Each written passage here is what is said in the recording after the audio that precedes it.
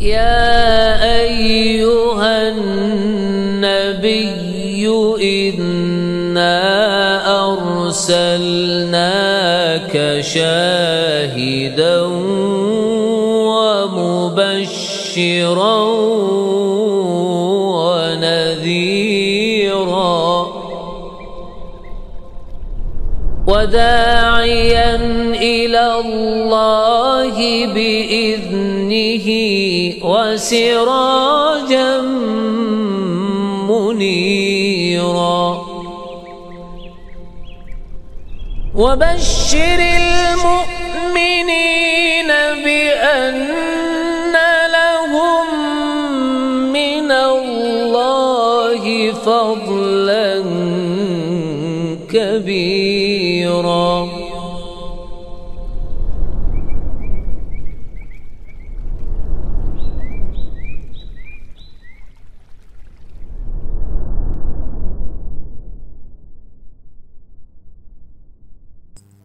Innal hamdalillah nahmaduhu wa nasta'inuhu wa nastaghfiruh wa na'udzu billahi min shururi anfusina wa sayyiati a'malina may yahdihillahu fala mudilla lahu wa may yudlil fala hadiya lahu asyhadu an la ilaha illallah wahdahu la syarika lahu wa asyhadu anna muhammadan abduhu wa rasuluhu la nabiyya ba'dahu. Allahumma 'allimna ma yanfa'una wanfa'na bima 'allamtana innaka antal alimul hakim.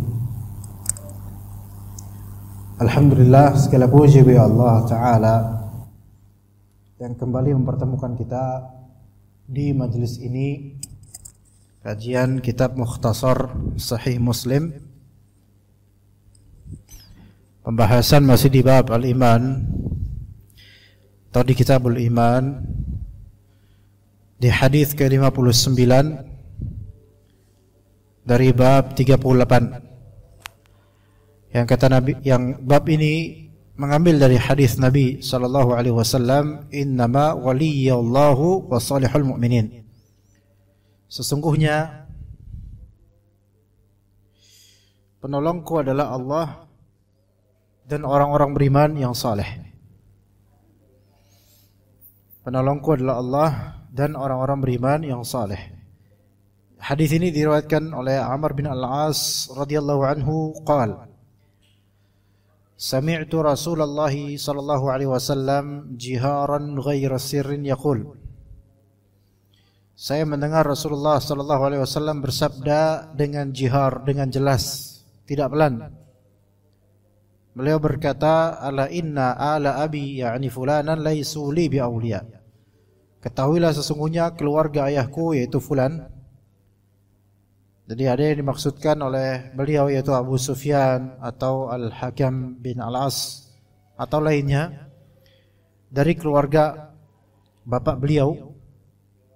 Itu mereka, kata beliau, keluarga bapakku ya, itu laisu li bi awliya, bukanlah para penolong-penolongku. Innama waliyallahu wa salihul mu'minin. Sesungguhnya penolongku adalah Allah dan orang-orang beriman yang saleh.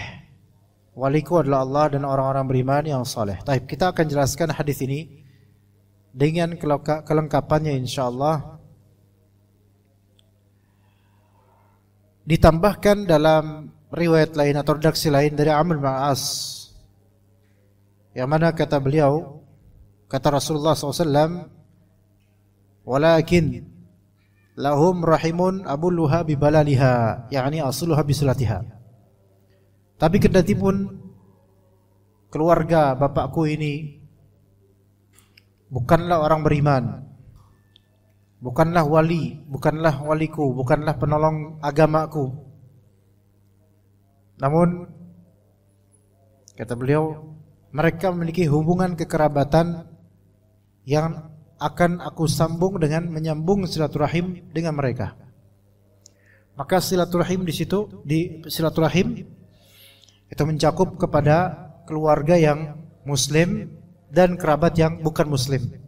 Itu bisa. Terutama dengan adanya niatan berbuat baik demi menyeru mereka ke agama Allah, maka ini lebih afdal lagi. Taib, hadis ini kita jelaskan. Hadis ini meletakkan pondasi al-wala, loyalitas dan perwalian. Jadi innama waliyallah wal mu'minin wal mu'minun. Sesungguhnya wali-waliku adalah Allah dan orang-orang beriman. Maksudnya pihak yang loyal kepadaku hanyalah Allah Ta'ala dan orang-orang yang beriman. Itu maksudnya. Loyal di sini yaitu siap membantu, siap menolong, siap memberikan yang terbaik. Itu hanya Allah Ta'ala dan orang-orang beriman.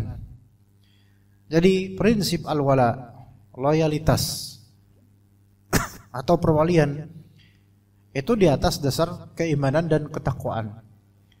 Bukan semata-mata kekerabatan dan hubungan darah. Ya.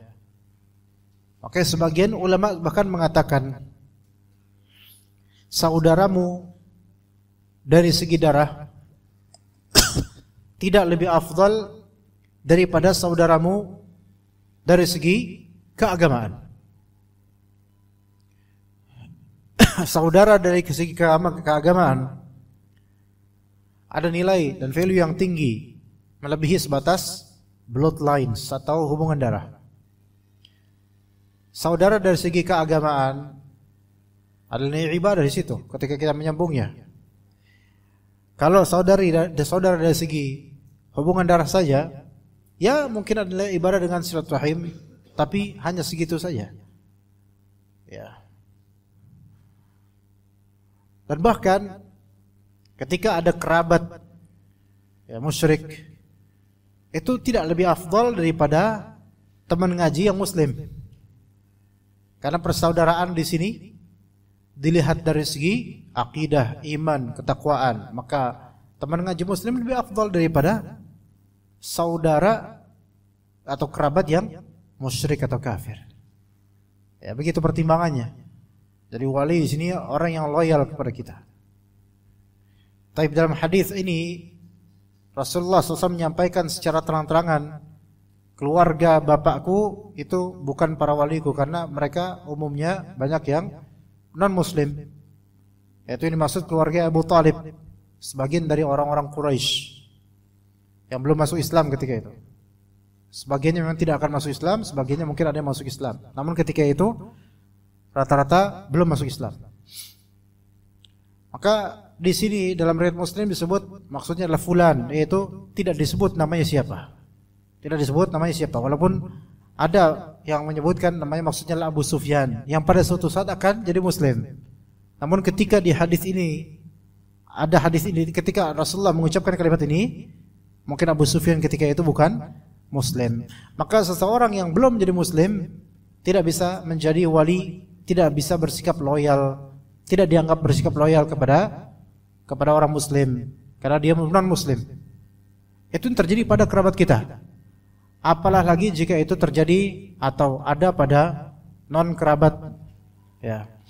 Maka tidak ada loyalitas kepada orang-orang Islam dari orang-orang kafir atau non muslim. Termasuk juga ahlul bid'ah yang bersifat musyrik seperti Syiah. Yang terjadi seperti sekarang, ikhwan. Peperangan antara Iran dengan Israel misalnya, Iran dengan negara Zionis. Ya. Sebagian menyatakan bahwasanya itu real perang betul-betul, sebagian mengatakan itu pura-pura dan seterusnya. Apapun yang dikatakan, ikhwan. Kenyataannya itu adalah peperangan politik. Dimanapun namanya peperangan politik banyak terjadi kemunafikan. Karena siasat yang dipakai bukan siasat syar'iyah.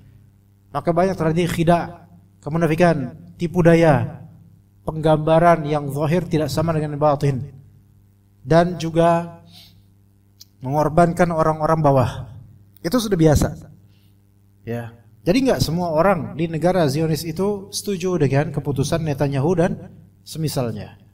Tidak semua orang di Iran, bahkan di kota Tehran, itu setuju dengan keputusan rezim mereka. Ya, jadi sejak revolusi Khomeini sampai sekarang juga kemudian dikepalai oleh Khamenei, ya, beda orang ya. Itu sebenarnya bagi orang-orang barat pun Iran itu adalah negara diktator atau pemimpin dari diktator dan rakyatnya terisolir, mirip dengan Suriah sebenarnya ya. Namun mereka Iran asli madhab mereka dari segi agama madhab Syiah. Dan peperangan yang terjadi sekarang ikhwan, jangan dikira bahwasanya apa yang digencarkan oleh Iran untuk Palestina, wallah itu harat kalau bahasa orang Arab Indo itu bohong. Mereka tidak akan pernah menyuarakan kemerdekaan Palestina. Tidak, mereka tidak real dalam hal itu. Mereka tidak berwala kepada orang-orang Muslim. Jadi jangan pernah percaya dengan negara yang mulai mengumbar majusi, ya, negara yang mengumandangkan madhab sesat kebid'ahan berupa Syiah dan Mu'tazilah, karena banyak terjadi kepalsuan di sana. Dan antara rezim Iran, pemerintahan official Iran, yaitu dengan rakyatnya itu banyak berseberangan sebenarnya, tidak sama. Ya, ibaratnya kayak dulu Suriah versi Bashar Assad dan bapaknya, dengan rakyatnya itu banyak berseberangan. Hanya Suriah ini untuk warganya lebih mengerikan, lebih sadis lagi pemerintahannya. Nah, kalau di Iran itu banyak dari politikus yang pengen kebaikan atau menentang keputusan rezim, dan orang-orang cendekiawan yang tidak setuju dengan rezim dan seterusnya itu banyak di penjara, semuanya penjara. Begitu. Mereka sangat dibatasi. Nah, yang terjadi sekarang dari peperangan, misal Israel atau negara Zionis saling serang dengan Iran. Jangan terpedaya dengan Iran. Ya, banyak dari kaum muslimin yang awam, yang banyak dari mereka itu atau banyak dari kita tidak mau tahu tentang buruknya akidah Syiah dan taqiyah mereka, kepura-puraan mereka. Itu kemudian mereka simpatik dan empati terhadap negara Iran, yang mengirim banyak dari rudal-rudal atau serangan-serangan ke negara Zionis. Kita bersyukur ketika mungkin di negara Zionis banyak yang mungkin rugi dengan ini, misal memang kita senang dengan itu. Bahkan silakan kalian berperang berdua, tetapi namanya politik itu enggak begitu saja apa yang terumbar di media itulah hakikatnya. Coba kalau skala Indonesia saja, kasus pidana ini itu yang diumbar di media, justru pengumbaran tersebut merupakan pengaburan hakikat sebenarnya. Yang hakikat sebenarnya itu nggak diumbar sama sekali, karena menggiring opini manusia. Itu skala Indonesia misalnya. Skala Indonesia masih skala lebih kecil dibandingkan skala yang lebih dengan geopolitik yang lebih besar, dengan bisnis ekonomi yang besar, dengan percaturan yang lebih ketat, dan juga dengan hubungan dengan orang-orang dalam dan pemilik catur yang tersembunyi, ya. Maka ini jauh lebih banyak permainannya. Maka jangan mudah terpedaya dengan geopolitik secara zahir dari Timur Tengah dan semisalnya, itu semua percaturan. Kita nonton aja, belajar silahkan. Tapi jangan terpedaya dengan apa yang tergaungkan seluruh di media. Anda enggak mengatakan bahwa mereka 100% pura-pura, karena pasti ada rugi, ada untungnya, namanya peperangan begitu. Tetapi jangan pernah percaya dengan yang tidak pernah menjadi wali untuk kaum mukminin. Jangan percaya dengan yang tidak pernah Allah Ta'ala menjadi wali untuk mereka, karena mereka bukan orang Muslim.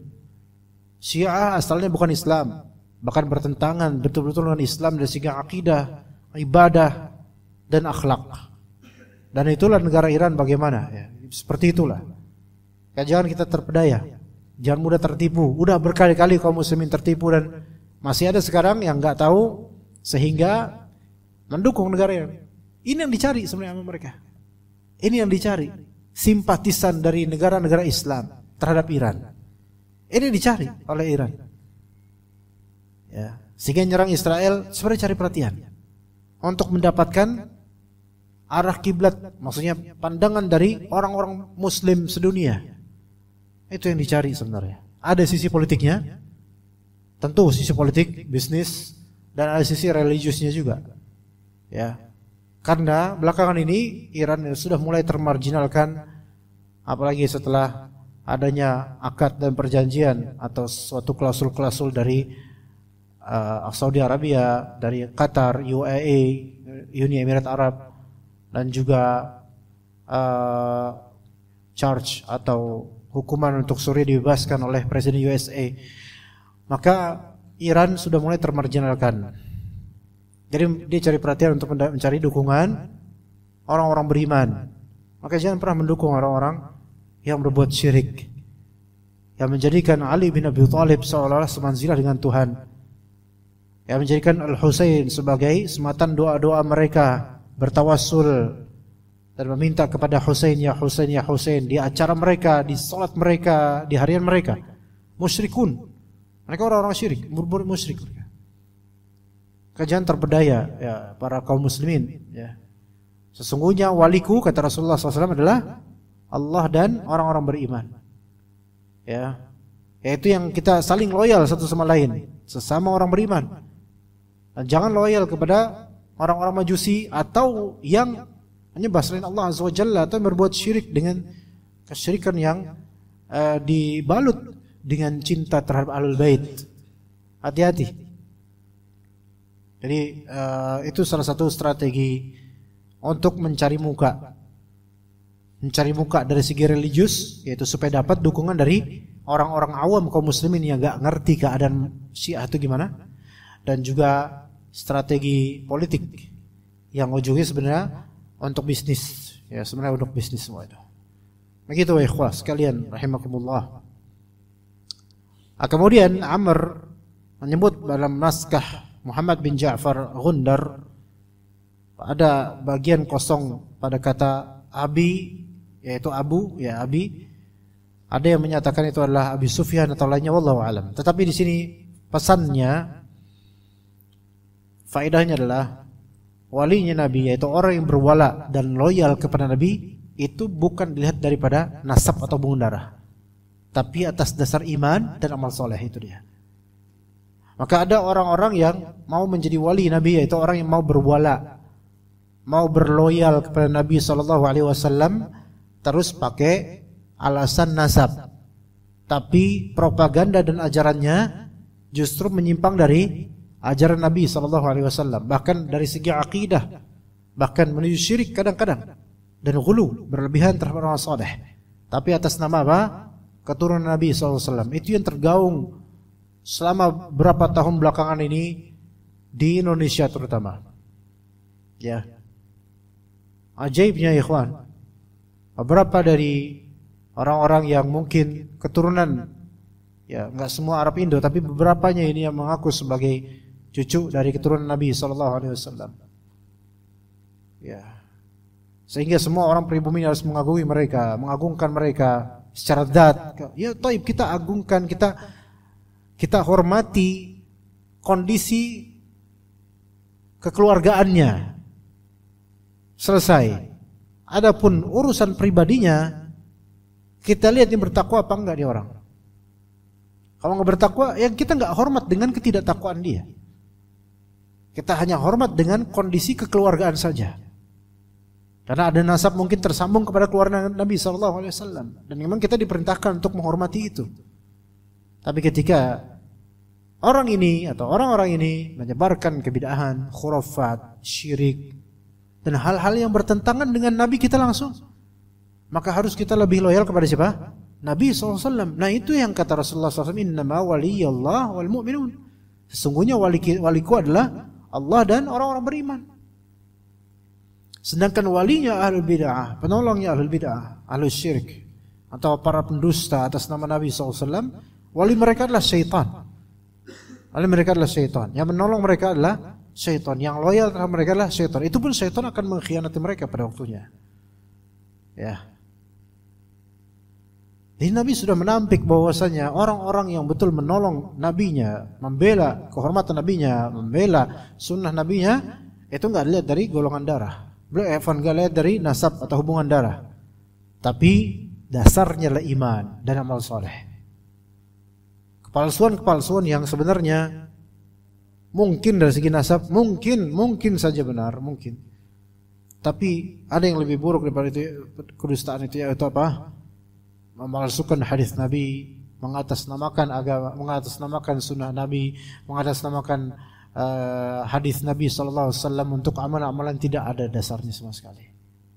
Ini bukan amal saleh.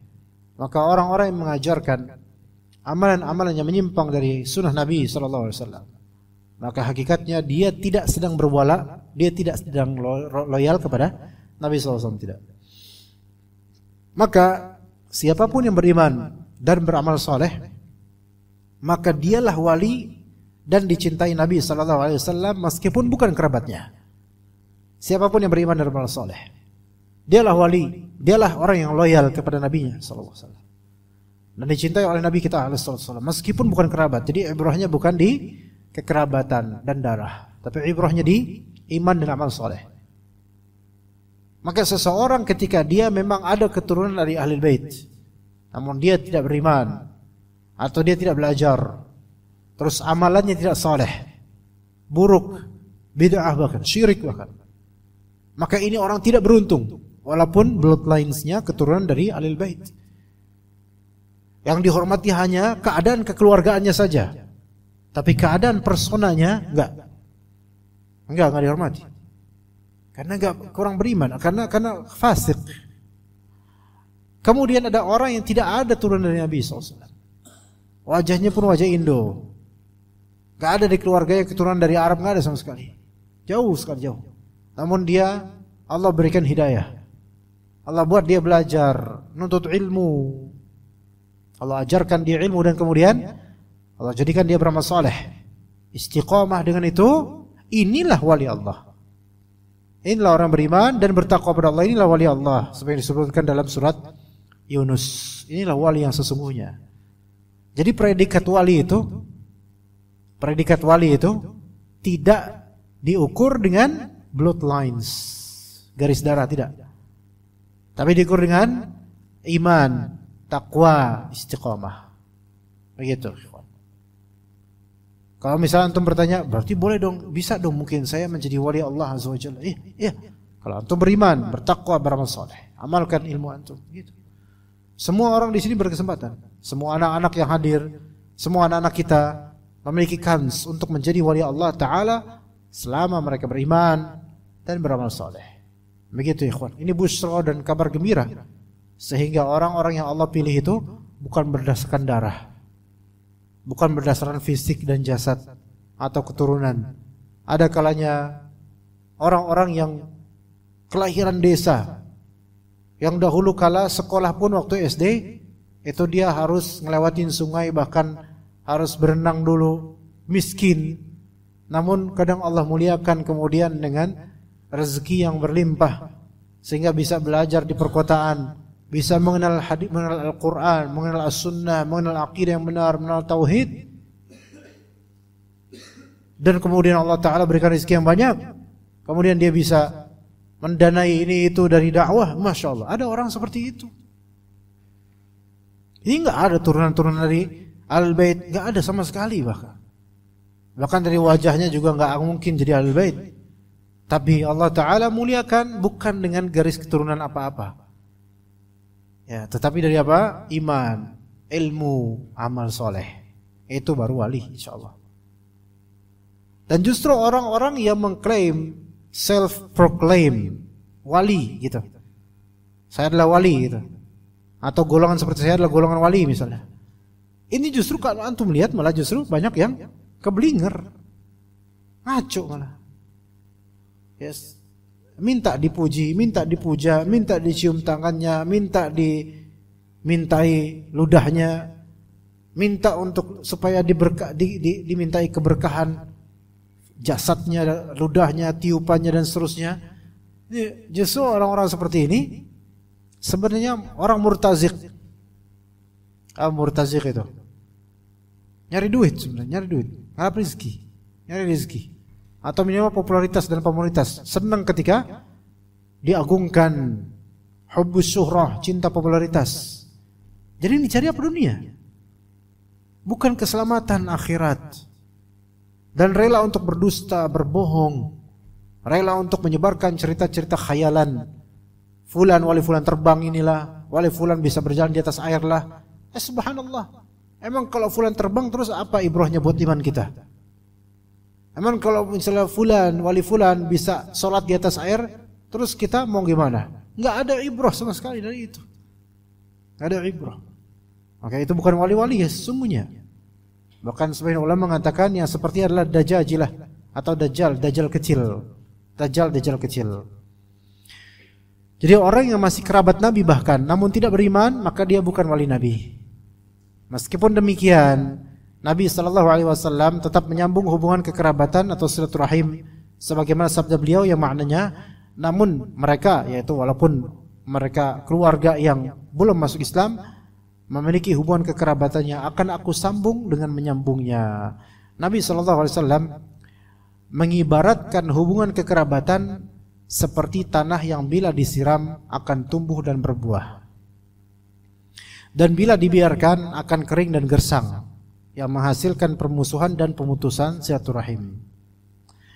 Itulah namanya. Jadi hubungan kekerabatan jika disilaturahimin itu seperti tanah yang bila disiram itu jadi tumbuh dan berbuah. Makanya kata Nabi SAW yang kata beliau di riwayat lain, walakin lahum rahimun abulluha bibalaliha. Tapi aku punya hubungan kekerabatan dengan mereka yang akan aku basahi dengan basahan silaturahim. Jadi silaturahim itu ibarat hujan yang membasahi tanah yang gersang. Akan ada pertumbuhannya. Ini padahal terhadap orang-orang yang keluarga yang masih musyrik, jemaah. Masih musyrik. Apalagi kalau silaturahim itu adalah ke yang sesama muslim, kerabat yang muslim. Oke, ini jauh lebih afdal. Ana pengen ngisahin antum sesuatu yang ana belum kisahkan sama sekali ke orang. Ini terjadi pada diri ana beberapa hari ini, jemaah. Ya mungkin ana enggak secara fikih mungkin ana berhak untuk mendapatkan rezeki ini, tapi secara hati ana merasa ada yang lebih berhak. Intinya kalau mau disingkat begini, anak kalau mau cerita kronologi panjangnya itu terlalu jauh. Tapi pada hari Rabu ya kawan, pada hari Rabu atau hari Selasa, anak nginep di anak hari Selasa anak ke rumah ibu anak di Kalibata sebelum kajian ke Cengkareng. Ya, sebelumnya kajian duhanya di Cisauk Tangerang. Terus anak ke rumah orang tua anak, ibu anak. Di situ terus tiba-tiba diberitahu bahwasanya besok hari Rabu ada Islamic Book Fair di Senayan, JCC Senayan. Lah anak nggak tahu tadi. Bu ada terus minta banget untuk ditemenin dan ditraktirin. Karena udah lama banget nggak ke tempat seperti itu. Ibu anak suka baca. Dan sangat-sangat berharap, ya udah kalau gitu anak nginep malamnya dan bismillah besok duha insyaallah yuk kita ke sana. Anak traktir. Ini tentu masuk dalam rangka silaturahim dengan orang tua, dengan adik, karena anak bawa adik-adik juga, 2 perempuan, anak bawa ke sana ke Islamic Book Fair. Taib, ada niatan untuk silaturahim dari segi kedekatan. Dan silaturahim dari segi nafkah dan menafkahi. Karena nafkah bagian dari silaturahim, ya. Nafkah, sedekah, memberikan hadiah itu bagian dari silaturahim terhadap keluarga. Ya. Jadi nggak harus bertemu kadang-kadang. Antum kasih duit, nafkahin, bagian dari silaturahim. Antum doain, itu bagian dari silaturahim walaupun orang yang didoakan nggak tahu selama dia keluarga. Taib. Akhirnya dua adik anak dan ibu anak ke Islamic Book Fair. Ya itu cukup agak sedikit menantang karena memang kan otomatis harus jalan sana sini dan kadang membawa buku jadi agak berat-berat juga, tapi yang lebih banyak membawa mereka karena anak belum bisa memegang atau membawa benda-benda yang agak berat ya, tangan kanan anak takutnya. Maka khalas itu cukup meletihkan, capek, maka sore itu pulang sore gitu. Nah, sebelum Anda pulang, bahkan atau ketika ibu Ana dan adik-adik Ana makan di tempat makan di sana ada, itu mereka mendoakan supaya semoga Allah Ta'ala lipat gandakan apa yang telah Ana korbankan dari semua ini, yaitu anterin, terus nemenin, beliin dan seterusnya. Didoain berlipat-lipatlah mudah-mudahan. Kemudian pas Ana mau pulang juga dari Kalibata menuju Bekasi, ibu Ana betul-betul doain, ya Allah semoga Allah Ta'ala lipat gandakan apa yang telah dikeluarkan dari uang, semoga Allah kasih lipat gandakan. Kemudian besoknya atau 2 hari kemudian, hari Jumat pagi, Ana dapat transfer 33 juta. Itu free buat Ana. Ada muhsinin yang betul-betul udah kasih aja buat Ustaz Hasan. Dan wallahi Ana gak pernah nyangka itu, gak pernah minta, gak pernah tahu. Tiba-tiba ada yang ngasih 33 juta. Gitu. Dan tahu doa ibu Ana sama adik-adik Ana habis sekitar 3 juta ternyata hari itu, hari Rabu. 3 juta untuk keluarga Ana, untuk istri-istri Ana, bikin buku untuk istri-istri, untuk anak-anak semuanya dan seterusnya. Habis 3 juta buat semua itu. Dibalas sama Allah berapa kali lipat? 11 kali lipat. Dan itu wallahi Ana enggak minta segitu, enggak tahu segitu, Allah yang kasih. Gara-gara apa? Karena basahan silaturahim yang kata Nabi sallallahu alaihi wasallam, "Man sarrahu ayyubsata lahu fi rizqihi wa in sa'alahu fi atharihi falyasir rahmah." Dan itu kalimat yang selalu Anda pegang dari Nabi sallallahu alaihi wasallam, kalimat agung sekali. Barang siapa yang pengen diluaskan rezekinya dan dipanjangkan usianya, maka hendaknya dia apa? Silaturahim. Wallah, silaturahim ya kawan. Terutama orang tua, kalau masih ada orang tua kandung, ibu terutama. Ibu ya, ayah, dengan nafkah, berdekatan dengannya, kontak dengannya, itu yang membuat hidup kita berkah dan rezeki insyaallah Allah Ta'ala luaskan. Ya, maka kabar gembira sebenarnya siapapun, semua orang ada tantangan masing-masing dalam berbakti pada orang tuanya, nggak bisa disamain. Cara antum berbakti tantangannya ada sendiri, nggak bisa disamain dengan tantangan versi Anda. Bisa aja cara versi antum dengan keadaan yang lebih sulit mungkin mengeluarkan mungkin puluhan juta dibandingkan Anda 3 juta. Tapi yang akan Allah kasih pada waktunya itu jauh lebih dari amalan kita. Subhanallah. Silaturahim ikhwan. Ya. Jadi ini penting banget yang Nabi SAW bilang, di antara mereka ada yang harus saya basahi. Jadi dengan silaturahim itu basah. Jadi apa kalau tanah itu yang tadi gersang terus basah, kan berkah akhirnya. Akan ada tumbuh. Jadi ketika kita silaturahim, antum tuh kayak sedang membasahi tanah yang gersang. Dan akan ada tumbuhnya. Tumbuh itu enggak langsung blok langsung itu. Tapi terserah Allah. Kalau Allah Ta'ala tumbuhkan tiba-tiba blok langsung itu. Dan kadang-kadang ya ikhwan, kata Nabi, wa yunsa'alahu fi atharih. Kalau silaturahim bakal dipanjangkan umurnya. Ulama ada yang bilang dipanjangkan di sini diberkatin usianya, berkah orang ini gitu. Ada yang mengatakan dipanjangin secara hakiki, yaitu nih orang aslinya ditakdirin mati, tapi ada takdir lain yang merebutnya sehingga Allah putuskan dia untuk lanjutin hidup, padahal ada takdir sebelumnya ini mati nih orang. Dan kalau antum mendengar kabar kecelakaan anak ketika di tanggal 1 Mei kemarin, 1 Mei anak kecelakaan di Karawang, patah tulang, ini mata tulang anak yang kanan patah.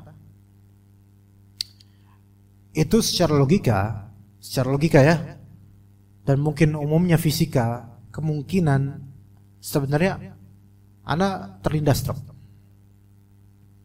truk gede di Pantura sebelum Pamanukan. Tetapi itu Allah Ta'ala enggak jadikan. Anak ketika jatuh kena lubang dalam kondisi motor agak cepat, itu jam 4:05 atau jam 4:10 pagi hari. Sebelum subuh anak mau ke masjid di daerah Karawang, di Pantura. Karena truk di kiri, ya udah anak salib kanan. Lagi kenceng-kencengnya ada lubang yang tadinya jalan mulus, tiba-tiba ada lubang yang horizontal, anak enggak ngelihat. Dari jauh kelihatan. Blok. Ke kiri anak, ke arah di mana si truk gede ini akan lewat. Itu udah lampu, itu udah Masya Allah, lampu truk itu depan, anak ngebelakangin truk dengan sekuat tenaga. Pas anak jatuh, anak kayak gini-gini lambai dan rasa ada power gitu, kayak berhenti gitu, berhentilah. Tapi di situ ada keyakinan, nggak bakal Allah Taala takdirkan, Insya Allah nggak bakal Allah Taala takdirkan saya mati sih, jangan ya Allah. Dan ketika truk berhenti, jarak antara truk dengan anak mungkin hanya antara tiang ini dengan ini, apa mungkin tembok ini, sekitar itu deket banget. Biasanya truk kan kalau ada yang itu ya terobos aja daripada berhenti mendadak, tapi ini bisa truk ini sampai ada beberapa orang datang ketika udah minggir, ada yang beberapa yang heran, itu beruntung banget Bapak kok bisa truk itu berhenti gitu Pak. Dan kecelakaan patah tangan dengan luka-luka di sini, di kaki, di tangan, itu semua anak anggap justru ada takdir yang lebih buruk yang Allah hilangkan, yaitu kematian dengan cara seperti itu, dan Allah ganti.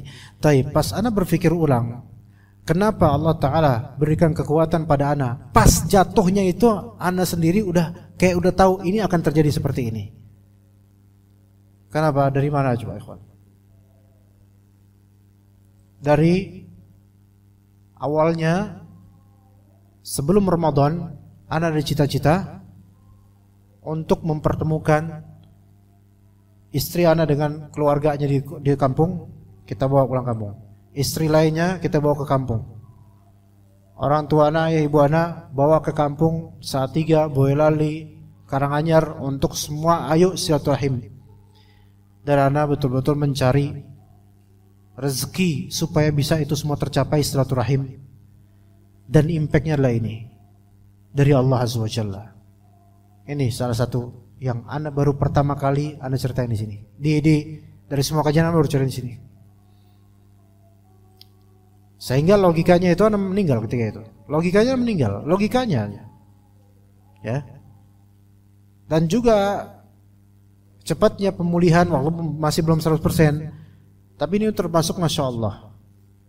Anak baru 1 bulan setengah terjadi kecelakaan, patah tulang dua-duanya, ini masih ada bekas operasinya. Tapi Allah kasih setelah 2 pekan bisa beraktivitas, anak lahiran ikhwan. Semua ini apa? Dari Allah Azza wa Jalla, dan terjadi semua ini di antara faktornya silaturahim ikhwan. Maka menjadi basah. Rezeki lancar. Anak gak nyari rezeki, enggak banyak nyari beneran. Bahkan ada yang berusaha menghalang-halangi. Tapi anda yakin di surat Fatir, ma yaftahillahu birahmatin fala mumsikalaha. Apa yang Allah bukakan dari suatu rahmat, enggak ada yang bisa menghalang-halangi. Begitu ya ikhwan.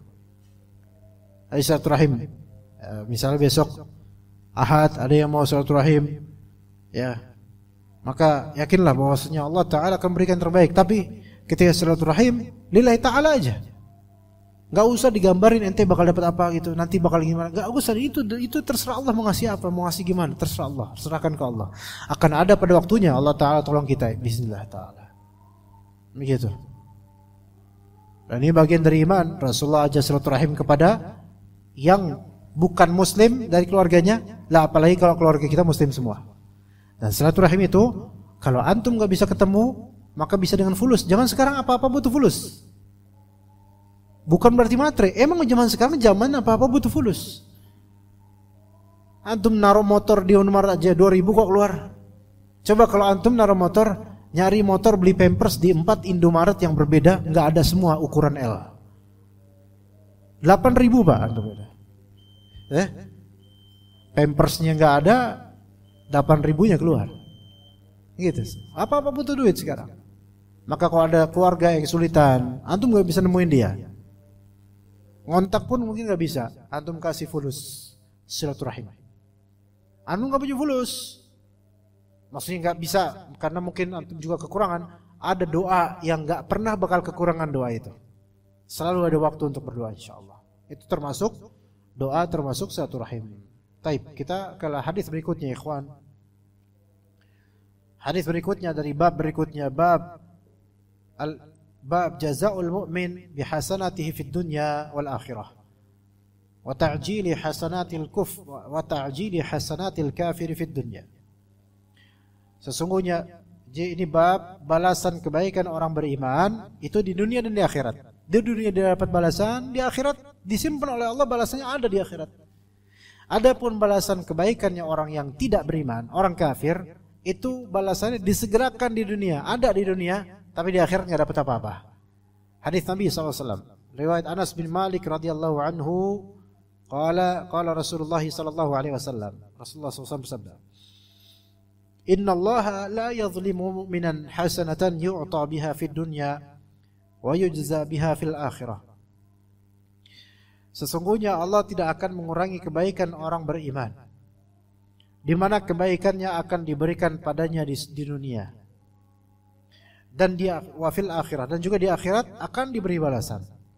Wa ammal kafir fayut'amu bihasanati ma 'amila biha lillahi fid dunya hatta idza afdha ila al-akhirah lam takun lahu hasanatun yujza biha. Adapun orang yang kafir, apabila orang yang kafir, dia akan diberikan kebaikan-kebaikannya, kebaikan dari apa yang dia lakukan karena Allah. Ada orang kafir yang tulus, ikhlas demi Tuhan dan semisalnya dalam beramal, ya akan Allah Ta'ala berikan balasan kebaikannya, tapi itu di dunia saja, di dunia saja. Hatta idza afdha ila akhirah, sampai ketika dia sampai di akhirat, lam takun lahu hasanatun yujza biha, tidak ada lagi balasan baginya. Ini yang Allah Ta'ala sebut dalam Al-Quran sebagai haba'an manthura.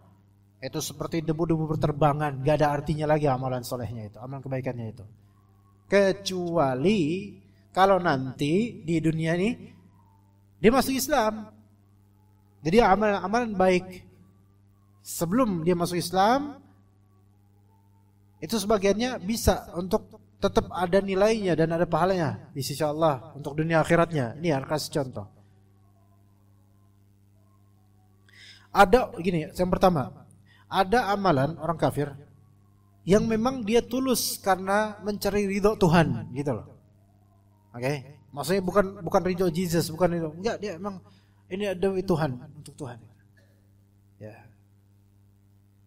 Tuhan yang Maha Esa gitu, bukan Yesus, bukan itu. Ada, itu kembali ke fitrah. Biasanya kalau orang lagi kesulitan, ya lagi goncang, gempa gitu, ya, gempa, tiba-tiba bilang, ya Allah, Allahu Akbar, kan zikir, ya, nggak nyebut Yesus, ya itu satu. Nanti kita azan dulu, setelah azan insya Allah kita terusin. Taib, amalan orang kafir itu ada beberapa model, ikhwan. Satu, ada yang memang betul lillahi ta'ala, atau minimal dia ini untuk zat yang maha gaib, walaupun dia enggak mengenal asma dan sifat Allah, tapi dia tahu ini ada Tuhan, dia ke zat yang maha gaib. Bukan ke Yesus, bukan ke Bunda Maria atau ke Roh Kudus, bukan. Ada yang seperti itu. Ya, seperti misal kata Allah Azza wa Jalla, wa idza raqibu fil fulki da'u Allah mukhlishina lahuddin. Ketika mereka raqibu fil fulk, yaitu mereka mengendarai kapal laut, atau dalam ayat lain fa idza ghasyiyahum mawjun kadzulali da'u Allah mukhlishina lahuddin. Ketika mereka melihat gelombang ombak itu seperti naungan pohon besar gitu, mereka langsung da'u Allah, mereka minta kepada Tuhan. Tulus betul-betul. Ini amalan. Ada yang seperti itu kadang-kadang, ya. Pas kepepet tuh biasanya ngomong langsung Tuhan, ya Allah, Allahu Akbar, pas lagi dapat musibah. Terutama beberapa Nasrani Indonesia, ya. Itu karena Allah gitu. Atau mungkin dia mengucapkan, bisa ditanya sama temannya Muslim, gimana kabar ente? Kabar kamu gimana? Kabar anda gimana? Dibilang apa? Alhamdulillah baik. Walaupun ceplosan, tapi kadang-kadang mungkin mungkin kita nggak tahu hati orang, ya, walaupun dia kafir. Mungkin dia memang bersyukur kepada Tuhan dengan mengucapkan alhamdulillah itu. Ya, mungkin kita nggak tahu, bisa aja. Nah, ini amalan yang hanya Allah yang tahu hati orang, ya. Misal seperti itu, maka ini amalan. Tapi apakah amal ini diganjari Allah di dunia? Iya. Iya. Ada kebaikan dari Allah akan diberikan pada dia di dunia ini. Di akhirat, kalau dia nggak masuk Islam, Enggak, di akhirat enggak ada, walaupun dia ngomong Allahu Akbar kayak alhamdulillah dan seterusnya. Karena apa? Dia enggak muslim, enggak masuk Islam habis itu. Tapi karena dia sudah melakukan sesuatu karena Allah, maka dia dapat ganjaran di dunia saja. Dan ganjaran dunia itu dibandingkan akhirat enggak seberapa. Jauh lebih bagus akhirat. Tentu semua ganjaran Allah baik. Tapi tentu kelasnya beda antara akhirat dengan dunia. Type yang kedua, amalan orang kafir yang bukan karena Allah melainkan syirik. Kalau ini jelas hukumannya dunia dan akhirat. Kecuali kalau dia masuk Islam dan taubat dari semua kesyirikan itu, maka Allah hapus. Al-Islam yajubbu ma qablah. Islam menghapus apa yang sebelumnya. Tapi kalau dia enggak masuk Islam, hukuman syiriknya dunia dan akhirat lebih buruk lagi. Yang ketiga, orang kafir beramal dengan amalan yang tidak mewajibkan niatan untuk dapat pahala, enggak mewajibkan niatan untuk dapat kebaikan Allah. Jadi anak ulangi yang ketiga ini, orang kafir melakukan amalan yang tanpa niatan pun, ya, itu tetap bakal Allah berikan ganjaran. Ada. Walaupun orang ini bukan niatan lillahi ta'ala, tapi bukan juga syirik, bukan, tapi melakukan kebaikan gitu, maka Allah akan memberikan ganjaran. Seperti apa? Sedekah umum. Ya, bukan sedekah atau zakat yang memang harus ada niatan, bukan, tapi sedekah umum, bantu orang. Silaturahim. Ya. Menafkahi. Ya. Pokoknya umum perbuatan baik, selama itu bukan syirik, pasti Allah kasih kebaikan. Tapi ketika, ya, kalau perbuatan itu didasari tauhid, di situ mah lipat gandaan. Nah, orang kafir ini beramal dengan amalan baik global umum, tanpa syirik, tanpa lillahi ta'ala. Jadi berbuat baik aja gitu. Maka hukumnya adalah Allah akan berikan dia ganjaran atas perbuatan baik itu di dunia. Sementara di akhirat seperti ini. Idza afdhal akhirah lam takun lahu hasanah. Di akhirat dia enggak dapat apa-apa. Antum kalau lihat banyak gak orang yang melakukan charity dari kalangan orang non-muslim? Ya banyak. Orang kafir, tapi dia rajin sedekah, rajin ngasih. Yang kita kemudian ngelihat, ya Allah, ini tinggal masuk Islam aja coba, biar amalnya sampai ke akhirat. Tapi karena gak masuk Islam, Allah kasih dia kebaikan. Di dunia udah, di akhirat gak ada, karena gak masuk Islam. Nah, yang seperti ini, kalau misalnya dia berbuat baik, sering silaturahim, suka ngasih orang, suka bantu-bantu, orang pada ridho gitu, oke, pahala akhirat dapat gak? Gak dapat. Suatu ketika dia masuk Islam, maka amal-amal yang tadi itu, yang global tadi, perbuatan baik itu, yang bukan lillahi ta'ala, bukan pula syirik, maka Allah Ta'ala akan masukkan amalan tersebut berpahala untuk akhirat. Selama dia masuk Islam. Ini udah pernah kita bahas hal seperti ini di beberapa hadis lalu. Itu amalan nomor 3, yaitu amalan-amalan yang tidak harus dengan niatan khusus untuk mendapatkan kebaikan Allah dengannya, dengan sebabnya. Pak antum kalau misalnya nih suatu ketika